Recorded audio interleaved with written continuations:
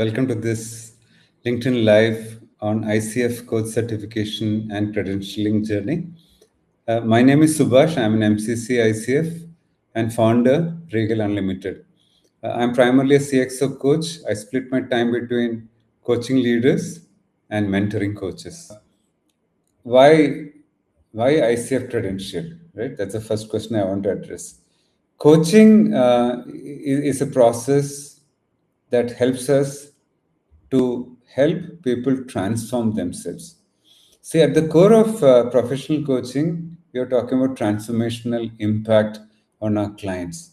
So, the first requirement to do that is as a coach or as an aspiring coach, am I experiencing that journey?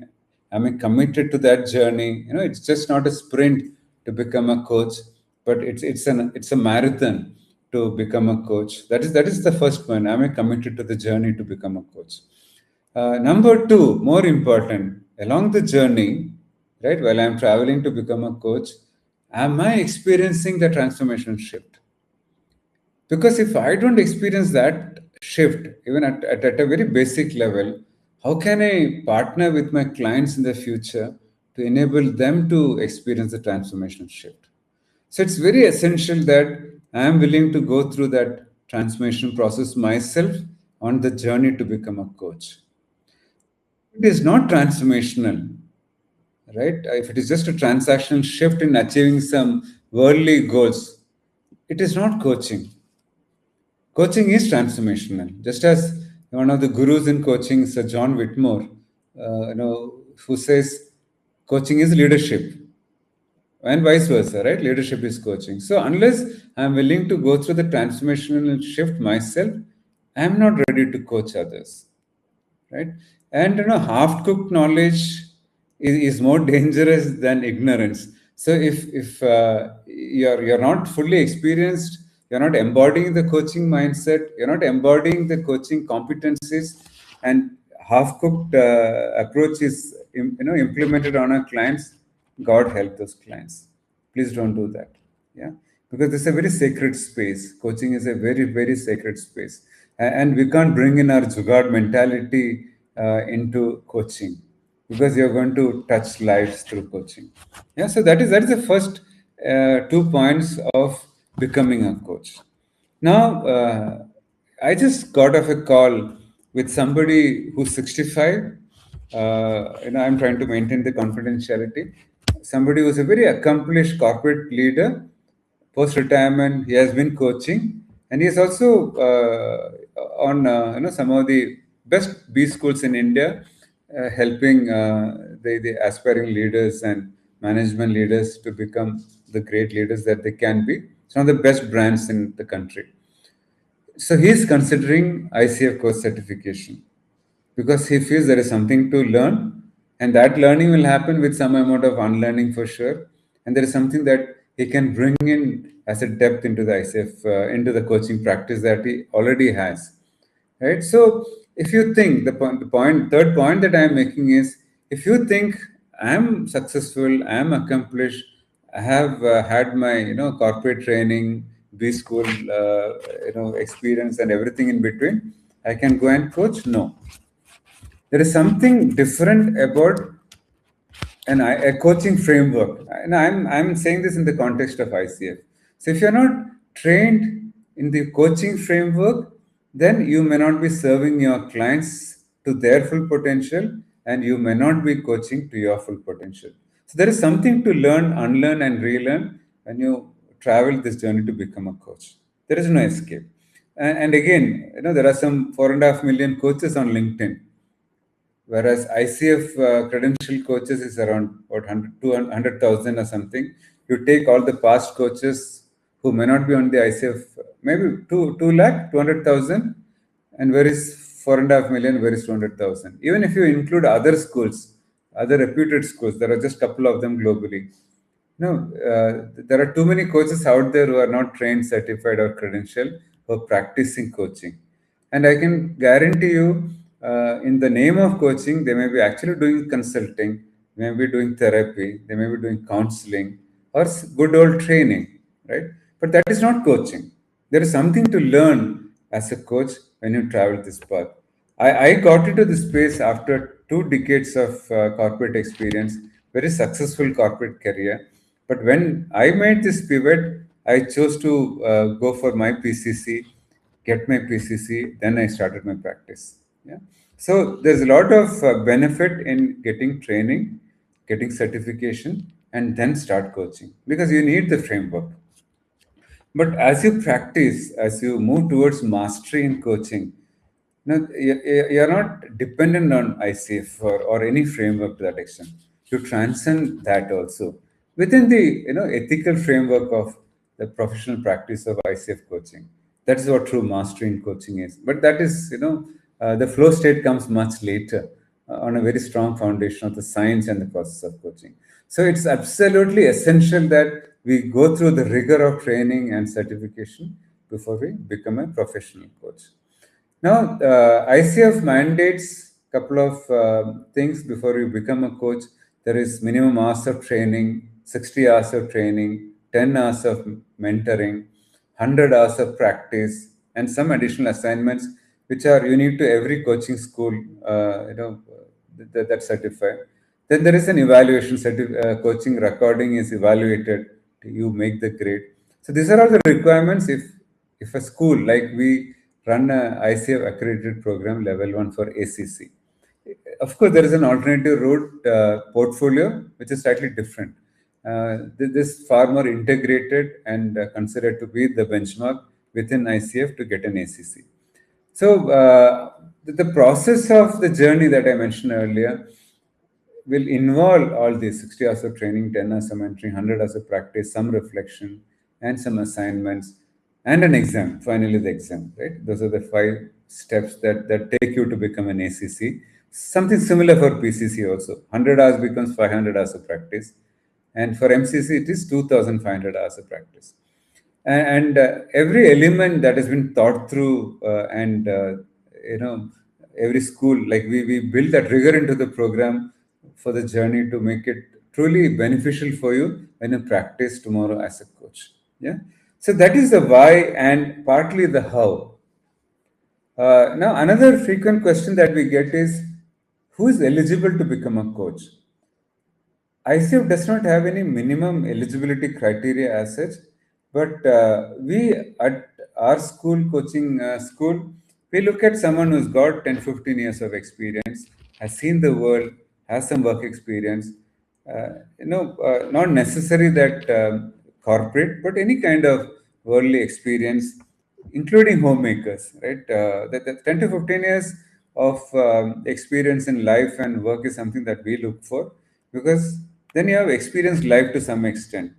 Then it's easy to appreciate and get the certificate of coaching. It's like, if you have 3 5 years of corporate, any business experience or corporate experience, then you go for an MBA. It's far more meaningful than just going from campus to campus, right? From a UG, to MBA.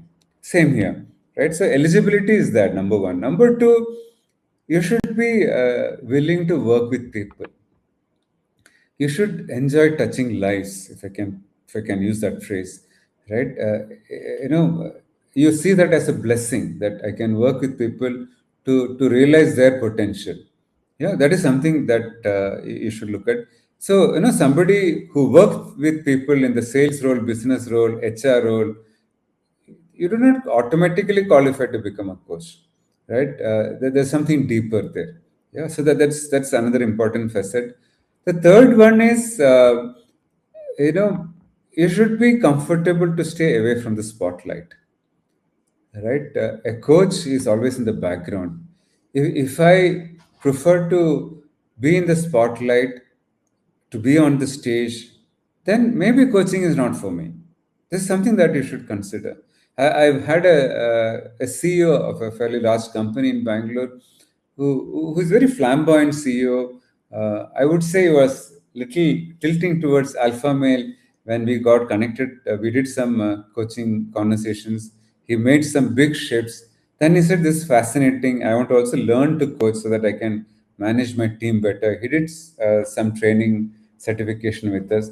Then he said, "I want to quit corporate and become a professional coach." Now, he is also somebody who likes to be on the stage, very flamboyant, as I said earlier. So, no, it's a 1 year relationship, a friend now. So, I took the liberty of guiding him, saying that, see, maybe you like the spotlight, nothing wrong with it, right? He's also somebody who enjoys public speaking, doing some reels and all that stuff. I said, maybe you belong to the stage. The behind the stage is for people like me who's comfortable away from the spotlight. So consider continuing here in the corporate, because you can touch lives deeply more in large scale when you bring in coaching into your leadership. And that's what he's precisely doing. He's grown in that role. He was not a CEO when we got connected. He was just a couple of levels below. Now he's a CEO making a huge impact and enjoying the spotlight also. So that is another very important thing. So if you see some of the social media posts where the focus is on me, right, as a coach, then there is a disconnect there, right? I mean, if you're still enjoying the spotlight, have you made the transition that I mentioned earlier? Right? And it can be, the same leader that I mentioned. Tomorrow, he might make a choice to become a coach professionally full time and also enjoy staying away from the spotlight. The transition is possible. Then perhaps it works better. So the spotlight is an important part of this. Another very, very important thing, when you choose to get into this space, you are committed to learning for rest of your life. Now, there is no end to learning, and it is not mindless certifications and other credentials and degrees and postgraduates and PhDs. No, if it resonates you, if it makes sense, maybe it will help. But I'm talking about deeper learning. So if you can visualize a golden angle, I say you become a great coach at the confluence of these three angles of a golden cord, the golden triangle. A triangle is supposed to be the best, the alphabet, the algebra figure. The base of the triangle is your coaching skills, how good you are as a coach. Now that is important because this is very an intangible service which creates opportunities by word of mouth, referrals, and repeat business, right? So it's important that you're a good coach. So the whole journey to become a coach that I covered earlier is to build that coaching quotient. The second, the base angle is the whole business side of coaching, which is the business quotient. If you're going to practice coaching full time as an entrepreneur, like I do, then you have to be good at entrepreneurship. It's a startup with all the plus and minus of a startup. Plus is the freedom, bossless is bliss, I keep saying. But it's also, it's very lonely. It's more lonely than corporate leadership. And it's a very demanding journey to become only an entrepreneur. So if you're not cut out for that entrepreneurship, you should consider, or you should think twice before becoming a full-time professional coach. These two kind of define your success as a professional coach. These are foundations. Now, if you choose to continue as a corporate leader, the example that I gave, a lot of HR leaders who continue to work, they're happily employed, enjoying the work, the impact. You don't have to necessarily become a coachpreneur. It's fine if you just continue coaching at work, because you can impact more people. The same example I gave before. So it's important that you're clear whether you want to become an entrepreneur or you want to build in some intrapreneurial skills. Whatever you are, a HRBP, L&D, tech leader, or any other leadership role, you can always plug in coaching as a skill, and also plug in entrepreneurship, right? Because every role today, leadership role demands entrepreneurship internally. So these are the business quotient and coaching quotient that defines you as a good coach, whether you are an external coach like me or an internal coach within an organization. But the third element is what will define your destiny and define your legacy as a coach. These two are taken for granted. That is where now I call it the spiritual quotient, right? Whatever name you call it, for me, spirituality resonates because coaching as a practice is deeply spiritual for me. And how much you are able to surrender to the process, trust the client, trust yourself, trust also there is something higher, right? And the more you are able to tap into that higher consciousness, You tap into the intuition, which is also coaching competency number two, embodying coaching mindset. You will really thrive, you will flourish as a professional coach. So it's very important that you focus on all the three. If you only focus on coaching skills, ignore these two, you will be struggling as a coach. If you are focused more on the marketing without strengthening the coaching muscle, you will not leave an impact as a client.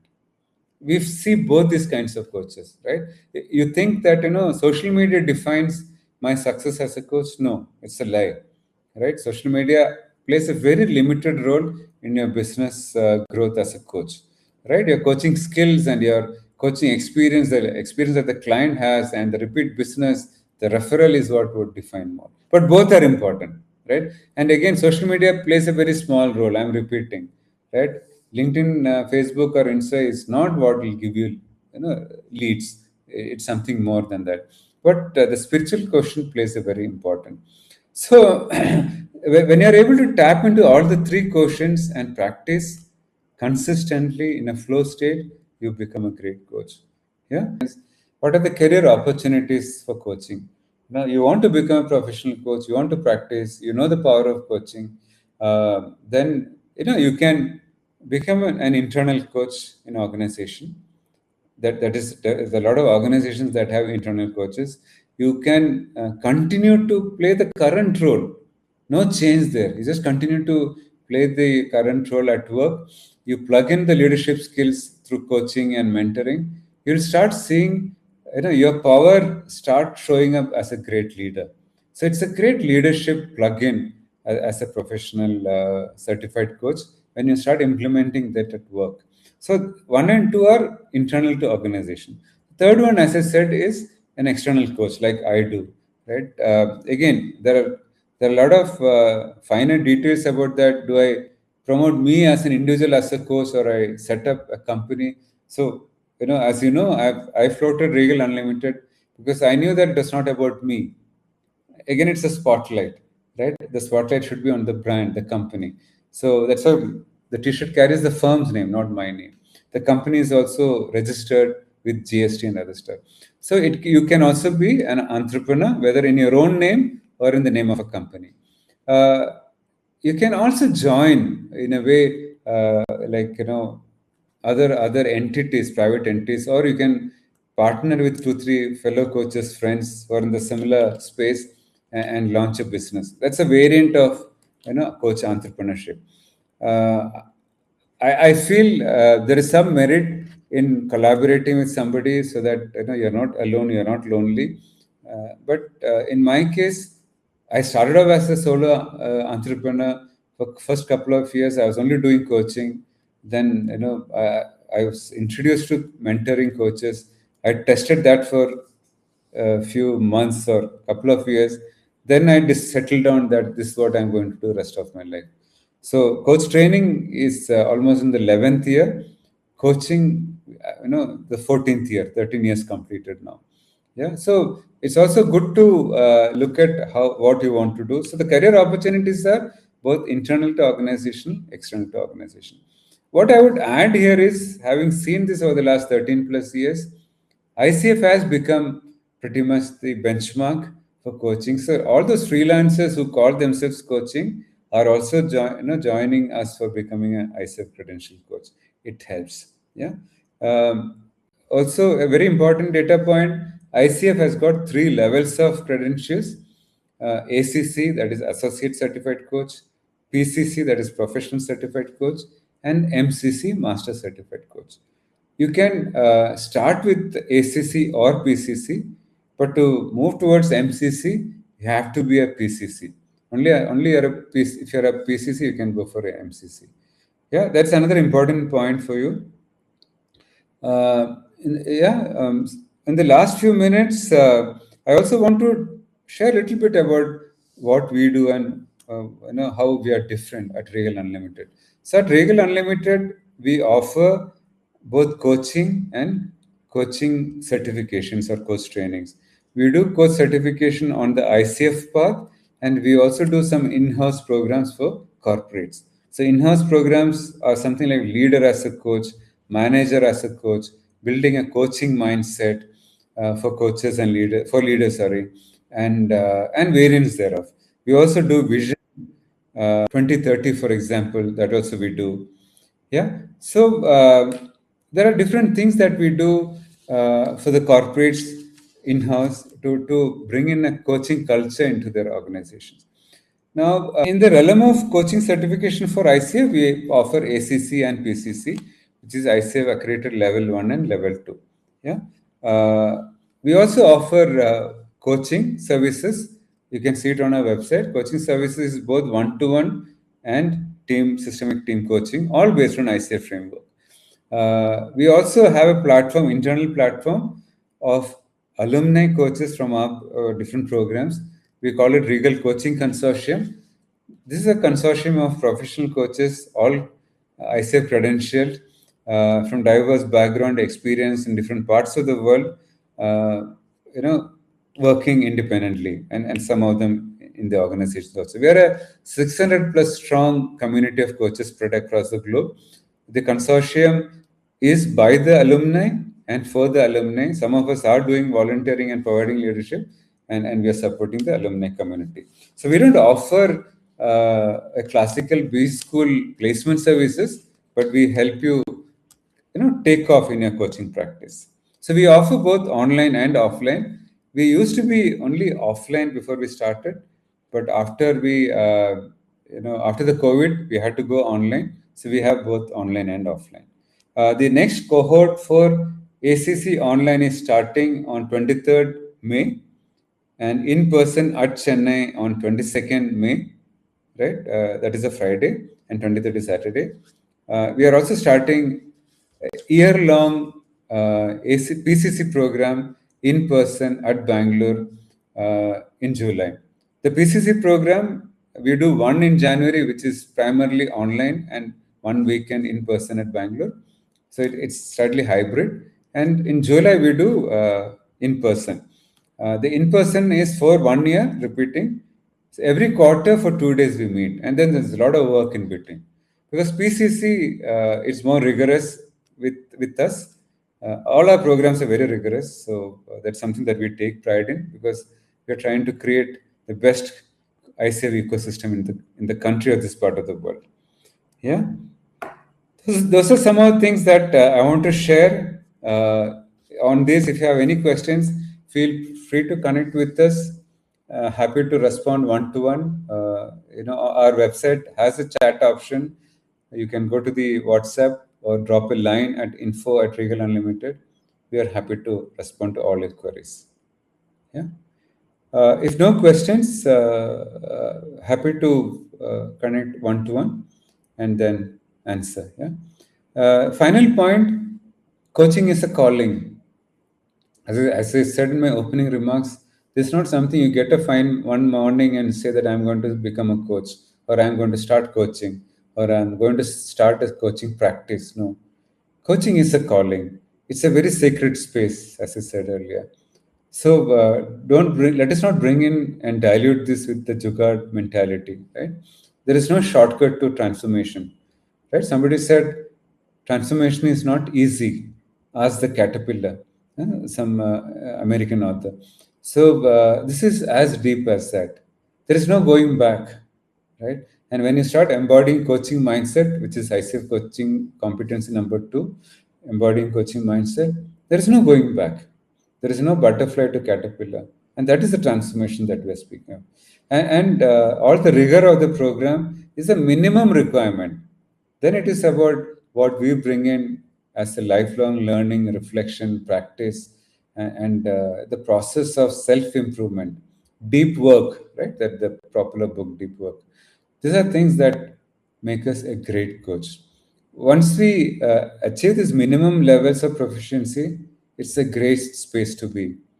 Because what makes me get up every morning is whether working with leaders or with aspiring coaches, mentoring on the ICF path, you're touching lives.